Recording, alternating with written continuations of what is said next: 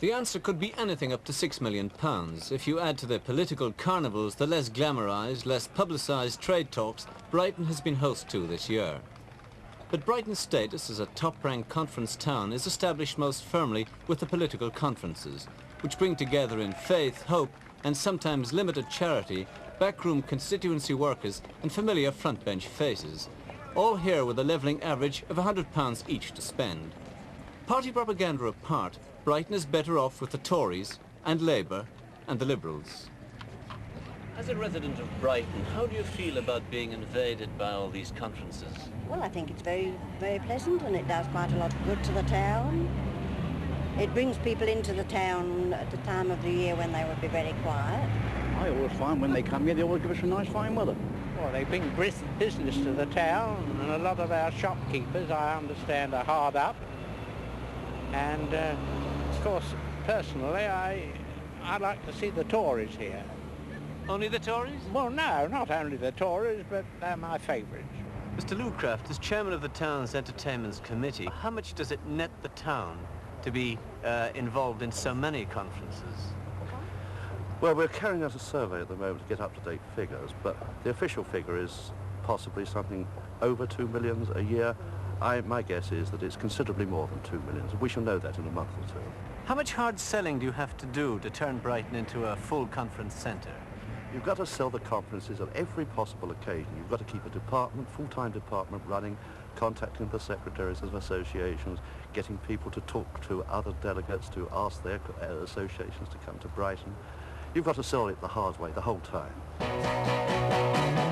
The best things in life are free, but you can keep them for the birds and bees. Now give me money. What I want, that's what I want. Brighton Corporation's conference department employs a staff of 4 full-time. This year they are spending £35,000, but since the return is measured in millions, it's a prudent investment. Brighton doesn't yet rival Chicago with its continual jamboree of conferences, but it's becoming Britain's most likely challenger. Will its increasing popularity allow it to pick and choose its conferences? We shall never reach that stage. If we're running short of accommodation, then we'll put up more accommodation. If we're running short of facilities, we'll put them in. It's as simple as that. It's good business. We want it. We want everybody. We don't want to turn away anybody at all. I know that you submitted a questionnaire to some of the delegates this year. Was this to find out which conferences were bringing most money into the town? It's perfectly correct. We sent out 12,000 odd questionnaires to delegates, so this is a copy of one of them, as a matter of fact. It's not to find out which conference spent the most money, but to find the trends of where the money's been spent and how much a delegate is spending in the town. Well, how much did this one spend, for instance? Well, this one, he spent £50 on hotel accommodation, £70 in restaurants, £780 on shopping, and £5 on entertainment. And he had a comment, rather expensive shopping. At the Grand, Harold Wilson was supplied with a special cabinet office and a hotline to Washington. His rooms were called the Napoleon Suite. Brighton can accommodate 16,000 visitors. Some will occupy the towering seafront hotels at around £6 a night. The less favoured delegates sleep at boarding houses where the cost is measured in shillings. The Liberals pay their own way. The other party delegates are subsidised by local constituencies. Whoever pays, the landladies benefit. Business at the end of the season, which makes the sort of an Indian summer. It goes on longer than cutting dead at the end of August. Would you ever normally have a no vacancies sign out at this time of the year? No. It extends the season, it helps with everything, makes the winter shorter, and improves quite a lot.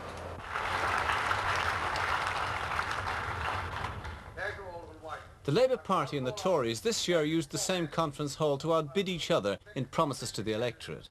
The hall was built as an ice rink, which is part of an entertainment centre opened by Top Rank 4 years ago. It cost Brighton Corporation £15,000 to equip the hall for major conferences, and even in the hothouse atmosphere of political debate, the ice remained frozen under the delegates' feet. How did they feel about the facilities they were offered?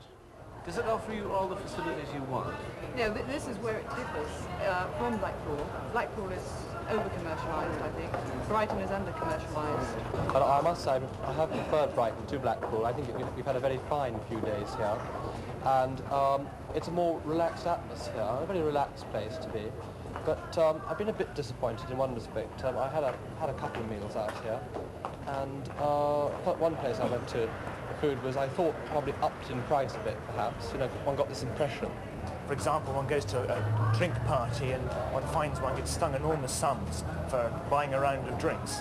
So I think on the material side, it is an expensive place to be. The only thing I'd like to see them do is to provide more entertainment for people who don't particularly want to go to things organised by the conference personnel. The biggest single problem for the town was to cope with over 5,000 conference goers let loose during the 2-hour lunch breaks. Some of the delegates ate in more style than others. Do you find there's any difference between the spending of the three parties? I should say the Conservatives are the best, of course, but the Labour second and the Liberals third. Of the number, of course, the number of different numbers, of course. This is perhaps, of course, because yours is rather an exclusive and fairly pricey restaurant. I wouldn't say the price is all that. No.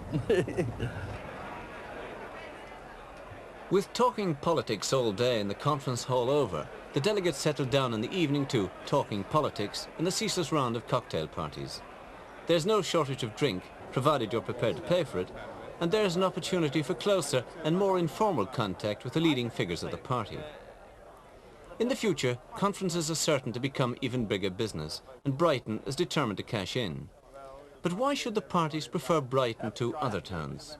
Well, this is a great problem for all the political parties, I think, that the real alternative is Blackpool. There is a possibility as far as Scarborough is concerned, but they're booked for years ahead during the very week that we need the accommodation. There's been a lot of talk about prohibitive prices. Do you think that these are made up for by what you get out of the town? One expects to have to pay prices that are rather higher, I think, in Brighton, and perhaps if we had our conference in some inland town. After all, it is a seaside resort. They have to make what they can while they can, and I suppose they take full advantage of that. Well, I think Brighton's really like any other town. I mean, if you don't want to spend very much on a meal, all right, you can find the sort of small restaurant where you can get a cheap meal. If you want a real luxury meal, a gourmet's dinner, all right, you can go out and you can spend a lot of money in Brighton. But I'm absolutely certain that we'll come back again to Brighton. I don't think we should be going to London again. We went to London a few years ago, but we didn't have all the camaraderie and the fun and people staying together in hotels and so on that you get in a seaside town. But we shall certainly be back to Brighton. After all, look at this weather. Where else did we come? Money don't get everything it's due, but it don't get... Next year, both the major political parties go to Blackpool. But Brighton isn't worried.